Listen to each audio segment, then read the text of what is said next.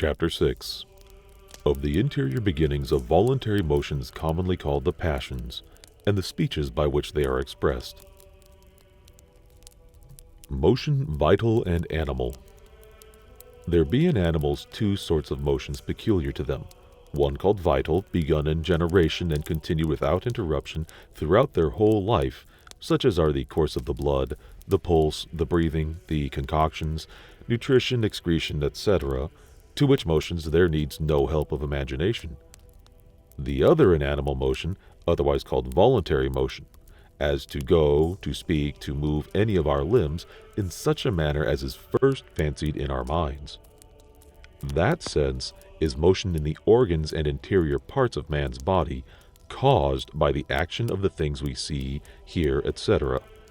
And that fancy is but the relics of the same motion remaining after sense has already been said in the first and second chapters. And because going, speaking, and the like voluntary motions depend always upon a precedent thought of whither, which way, and what, it is evident that the imagination is the first internal beginning of all voluntary motion. And although unstudied men do not conceive any motion at all to be there, where the thing moved is invisible or the space it is moved in is, for the shortness of it, insensible, yet that doth not hinder but that such motions are. For let a space be never so little, that which is moved over a greater space, whereof that little one is part, must first be moved over that. These small beginnings of motion within the body of man, before they appear in walking, speaking, striking, and other visible actions, are commonly called endeavor. Endeavor, appetite, desire, hunger, thirst, aversion. This endeavor, when it is towards something which causes it, is called appetite, or desire, the latter being the general name, and the other oftentimes restrained to signify the desire of food, namely hunger and thirst. And when the endeavor is fromward something, it is generally called aversion. These words, appetite and aversion, we have from the Latins, and they both of them signify the motions, one of approaching, the other of retiring. So also do the Greek words for the same, which are orm and aphorum. For nature itself does often press upon men those truths, which afterwards, when they look for somewhat beyond nature, they stumble at.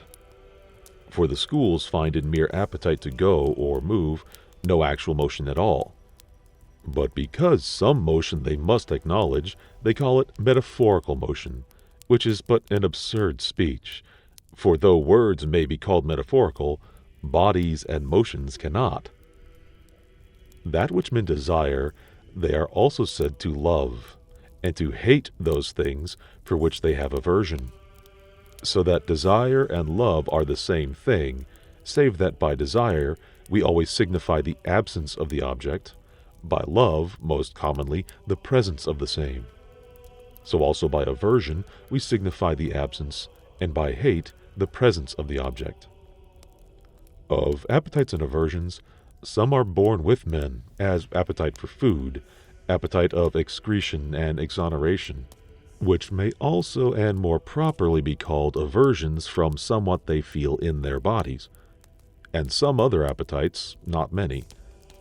The rest, which are appetites of particular things, proceed from experience, and trial of their effects upon themselves or other men.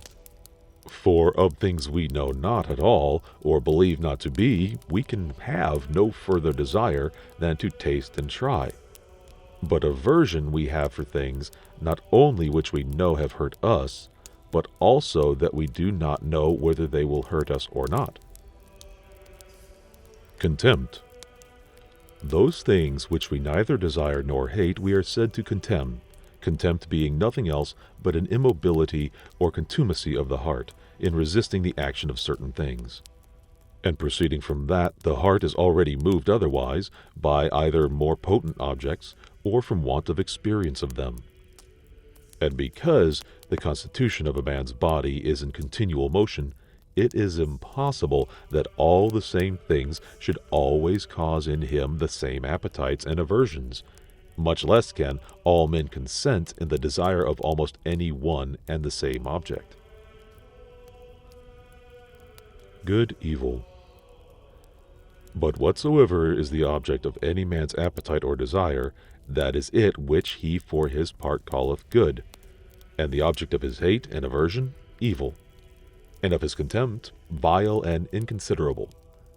For these words of good, evil, and contemptible are ever used with relation to the person that useth them, there being nothing simply and absolutely so, nor any common rule of good and evil to be taken from the nature of the objects themselves, but from the person of the man, where there is no commonwealth, or, in a commonwealth, from the person that representeth it, or from an arbitrator or judge, whom men disagreeing shall by consent set up, and make his sentence the rule thereof.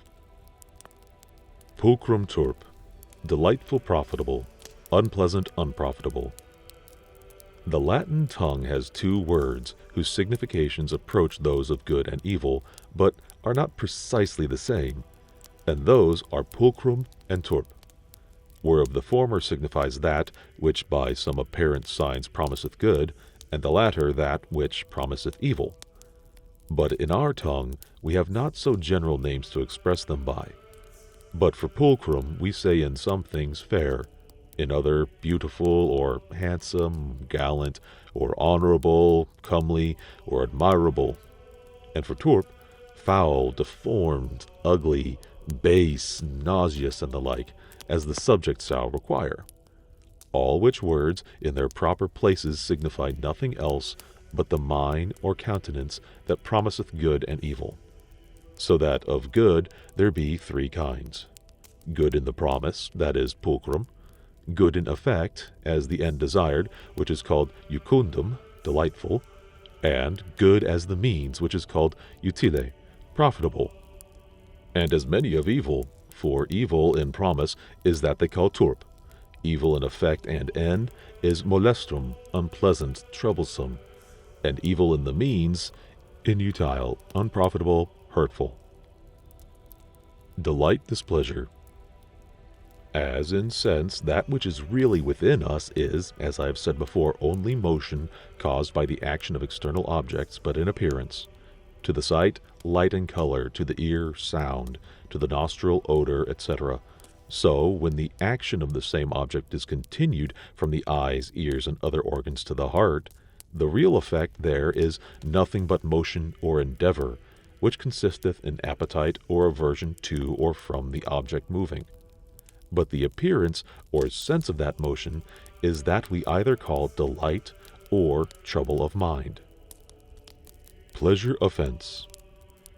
This motion, which is called appetite, and for the appearance of it delight and pleasure, seemeth to be a corroboration of vital motion, and a help thereunto, and therefore such things as cause delight were not improperly called jucunda, and juvando, from helping or fortifying, and the contrary, molestra, offensive, from hindering and troubling the motion vital. Pleasure, therefore, or delight, is the appearance or sense of good, and molestation or displeasure, the appearance or sense of evil, and consequently all appetite, desire, and love is accompanied with some delight more or less, and all hatred and aversion with more or less displeasure and offense. Pleasures of sense, pleasures of the mind, joy, pain, grief. Of pleasures or delights, some arise from the sense of an object present, and those may be called pleasures of sense. The word sensual, as it is used by those only that condemn them, having no place till there be laws. Of this kind are all honorations and exonerations of the body, as also all that is pleasant in the sight, hearing, smell, taste, or touch. Others arise from the expectation that proceeds from foresight of the end or consequence of things, whether those things in the sense please or displease. And these are pleasures of the mind of him that draweth those consequences, and are generally called joy. In the like manner, displeasures are some in the sense, and called pain; others in the expectation of consequences, and are called grief. These simple passions called appetite, desire, love, aversion, hate, joy, and grief have their names for diverse considerations diversified. As first, when they one succeed another, They are diversely called from the opinion men have of the likelihood of attaining what they desire. Secondly, from the object loved or hated. Thirdly, from the consideration of many of them together. Fourthly, from the alteration or succession itself. For appetite with an opinion of attaining is called hope. The same, without such opinion, despair. Aversion, with opinion of hurt from the object, fear. The same, with hope of avoiding that hurt by resistance, courage. Sudden courage, anger. Constant hope, confidence of ourselves. Constant despair, diffidence of ourselves.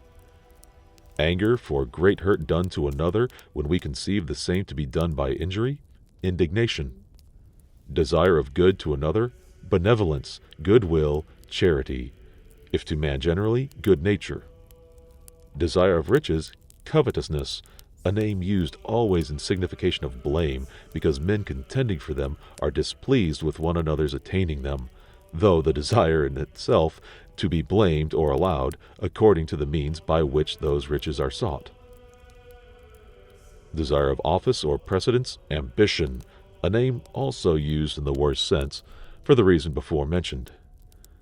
Desire of things that conduce but a little to our ends, and fear of things that are but of little hindrance, pusillanimity. Contempt of little helps and hindrances, magnanimity.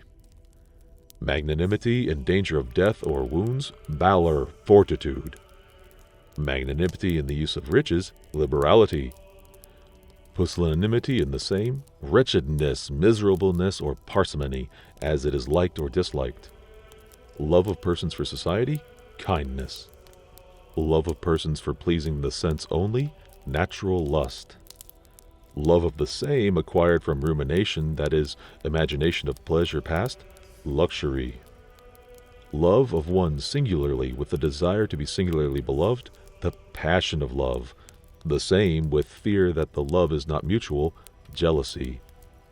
Desire by doing hurt to another to make him condemn some fact of his own, revengefulness. Desire to know why and how, curiosity, such as is in no living creature but man, so that man is distinguished not only by his reason, but also by this singular passion from other animals, in whom the appetite of food and other pleasures of sense, by predominance, take away the care of knowing causes, which is a lust of the mind, that by a perseverance of delight in the continual and indefatigable generation of knowledge exceedeth the short vehemence of any carnal pleasure. Fear of power invisible, feigned by the mind or imagined from tales publicly allowed, religion, not allowed, superstition, and when the power imagined is truly such as we imagine, true religion. Fear without the apprehension of why or what, panic terror, called so from the fables that make Pan the author of them. Whereas in truth there is always in him that so feareth first some apprehension of the cause, though the rest run away by example, everyone supposing his fellow to know why. And therefore this passion happens to none but in a throng, or multitude of people. Joy from apprehension of novelty, admiration, proper to man because it excites the appetite of knowing the cause. Joy arising from imagination of a man's own power and ability is that exultation of the mind which is called glorying, which, if grounded upon the experience of his own former actions, is the same with confidence. But if grounded on the flattery of others, or only supposed by himself for delight in the consequences of it, is called vainglory, which name is properly given because a well-grounded confidence begetteth attempt, whereas the supposing of power does not, and is therefore rightly called vain. Grief from opinion of want of power is called dejection of mind. The vainglory which consisteth in the feigning or supposing of abilities in ourselves which we know are not, is most incident to young men, and nourished by the histories or fictions of gallant persons, and is corrected oftentimes by age and employment. Sudden glory is the passion which maketh those grimaces called laughter, and is caused either by some sudden act of their own that pleaseth them, or by the apprehension of some deformed thing in another, by comparison whereof they suddenly applaud themselves. And it is incident most to them that are conscious of the fewest abilities in themselves, who are forced to keep themselves in their own favor by observing the imperfections of other men, and therefore much laughter at the defects of others is a sign of pusillanimity. For of great minds one of the proper works is to help and free others from scorn, and compare themselves only with the most able.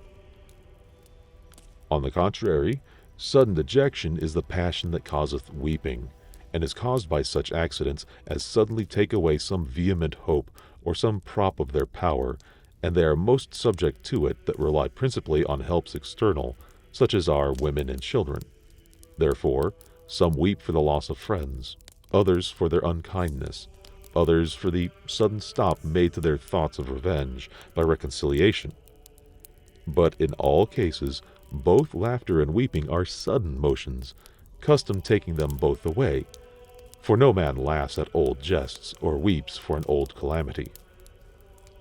Grief for the discovery of some defect of ability is shame, or the passion that discovereth itself in blushing, and consisteth in the apprehension of some thing dishonorable, and in young men is a sign of the love of good reputation and commendable. In old men it is a sign of the same, but because it comes too late, not commendable. The contempt of good reputation is called impudence.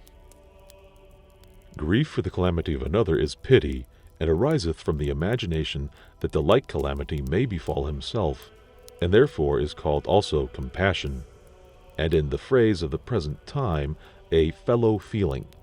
And therefore, for calamity arriving from great wickedness, the best men have the least pity, and for the same calamity, those who have least pity, and that think themselves least obnoxious to the same.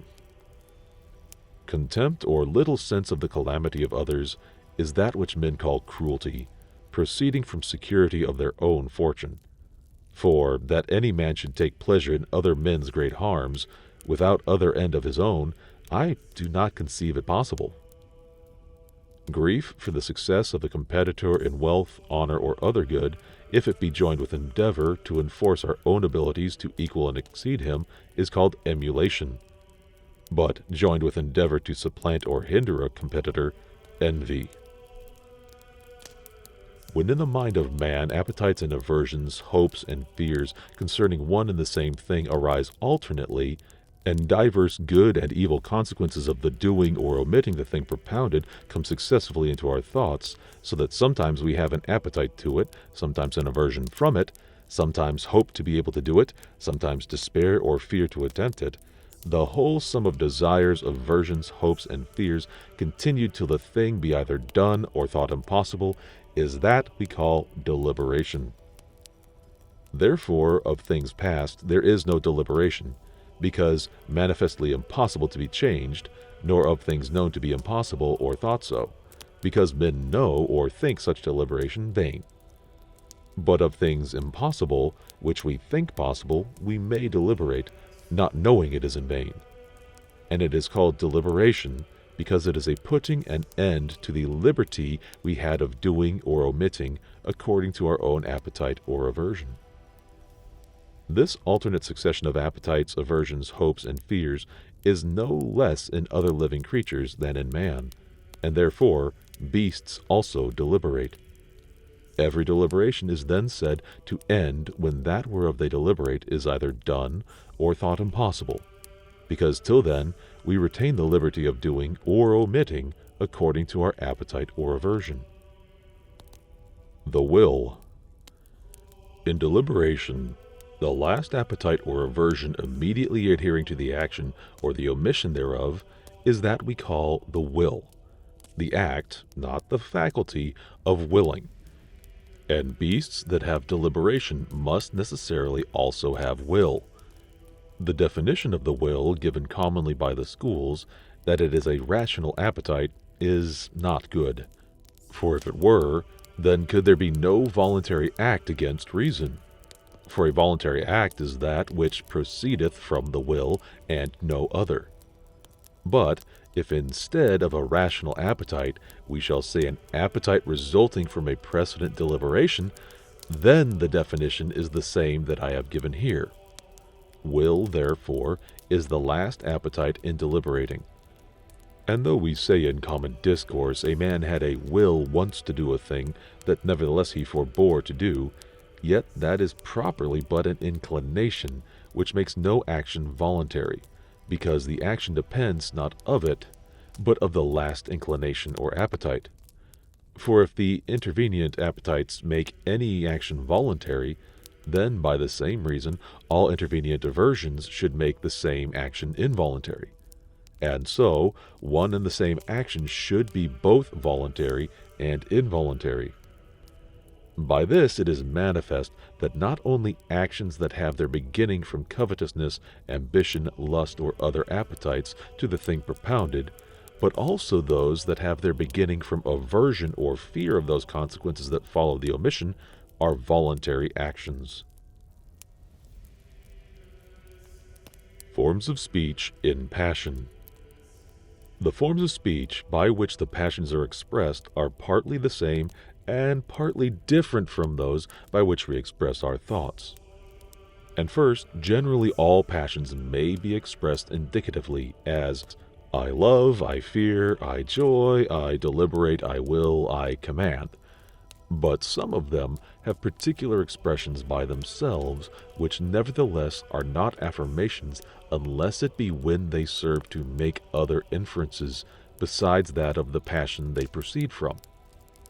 Deliberation is expressed subjunctively, which is a speech proper to signify suppositions with their consequences, as, if this be done, then this will follow, and differs not from the language of reasoning, save that reasoning is in general words, but deliberation for the most part is of particulars. The language of desire and aversion is imperative, as, do this, forbear that, which when the party is obliged to do or forbear is command, otherwise prayer or else counsel. The language of vainglory, of indignation, pity, and revengefulness, optative. But of the desire to know there is a peculiar expression called interrogative, as, what is it? When shall it? How is it done? And why so? Other language of the passions I find none, for cursing, swearing, reviling, and the like do not signify as speech, but as the actions of a tongue accustomed. These forms of speech, I say, are expressions or voluntary significations of our passions, but certain signs they be not, because they may be used arbitrarily, whether they that use them have such passions or not. The best signs of passions present are either in the countenance, motions of the body, actions and ends or aims, which we otherwise know the man to have. Good and evil apparent. And because in deliberation the appetites and aversions are raised by foresight of the good and evil consequences and sequels of the action whereof we deliberate, the good or evil effect thereof dependeth on the foresight of a long chain of consequences, of which very seldom any man is able to see to the end. But, for so far as man seeth, if the good in those consequences be greater than the evil, the whole chain is that which writers call apparent or seeming good. And contrarily, when the evil exceedeth the good, the whole is apparent or seeming evil. So that he who hath by experience or reason the greatest and surest prospect of consequences deliberates best himself, and is able, when he will, to give the best counsel unto others. Felicity. Continual success in obtaining those things which a man from time to time desireth, that is to say, continual prospering, is that men call felicity. I mean the felicity of this life. For there is no such thing as perpetual tranquillity of mind while we live here, because life itself is but motion, and can never be without desire, nor without fear, no more than without sense. What kind of felicity God hath ordained to them that devoutly honor him, a man shall no sooner know than enjoy, being joys that now are as incomprehensible as the word of schoolmen. Beatifical vision is unintelligible. Praise, magnification. The form of speech whereby men signify their opinion of the goodness of anything is praise. That whereby they signify the power and greatness of anything is magnifying. And that whereby they signify the opinion they have of a man's felicity is by the Greeks called bakarismos, for which we have no name in our tongue. And thus much is sufficient for the present purpose to have been said of the passions.